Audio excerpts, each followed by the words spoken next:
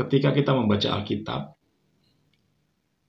dan sampai pada bagian seseorang yang paling taat di dalam Alkitab, kita pasti beranggapan itu Ayub. Seorang yang tadinya hidup makmur, punya keluarga yang harmonis, kaya raya. Dalam waktu sekejap, kekayaannya habis. Anak-anaknya hilang semua, mati. Kemudian dia ditinggalkan istrinya.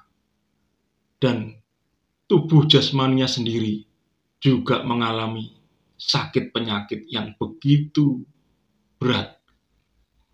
Ya tidak salah. Karena apa? Dia tetap taat. Tapi bagi saya, Ayub ini merupakan kisah klise bagi orang-orang Kristen. Cerita seorang yang diberkati Tuhan, jatuh, kemudian diangkat Tuhan. Dia tetap taat kepada Tuhan. Itu hal yang biasa dalam hidup beragama, terutama dalam kisah-kisah kekristenan. Banyak tokoh yang seperti itu. Kaya, jatuh, mengalami ujian, jatuh, kemudian bangkit lagi, dia tetap taat. Tetapi apakah kita tetap mau untuk mengikut Tuhan pada saat kaya, jatuh, dan tidak bangkit lagi?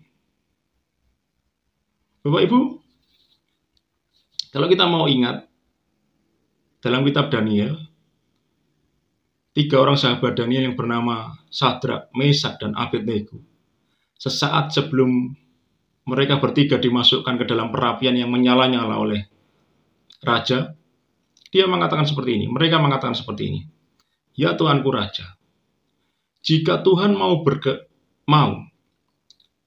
Dia bisa membebaskan kami dari perapian yang menyala-nyala ini.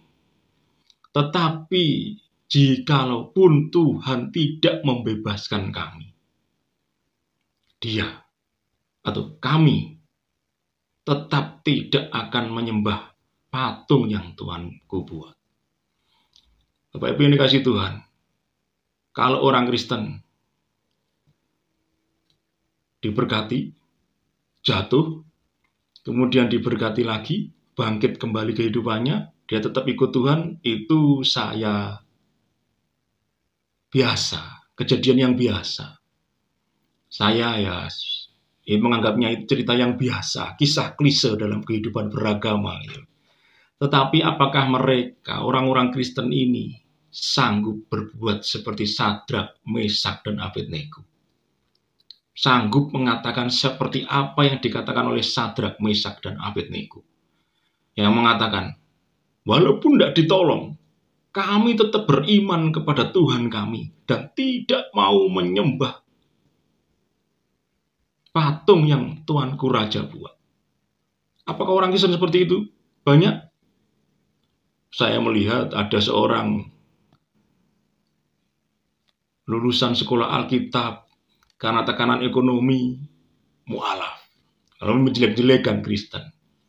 Saya melihat seorang perempuan lulusan sekolah tinggi Alkitab hanya karena jodoh meninggalkan Tuhan, pakai hijab. Apakah orang-orang Kristen seperti ini bisa dikatakan beriman? Apakah mereka tahan uji? Ya, jangan dengan mudah mengatakan mereka bukan orang pilihan. Itu jawaban yang mudah. Jawaban yang mudah. Tetapi apakah kita mau tetap mempertahankan iman di saat ancaman hukuman mati sedang menghantui kita? Apa kita tetap mempertahankan iman di saat kelaparan mengancam kita? Apakah kita tetap mempertahankan iman di saat kita akan ditinggalkan oleh orang-orang di sekitar kita? Sikap kita terhadap ancaman kehidupan, sikap kita terhadap gelombang kehidupan, sikap kita terhadap tantangan kehidupan, itu yang membedakan iman kita dengan orang-orang yang tidak beriman kepada Tuhan.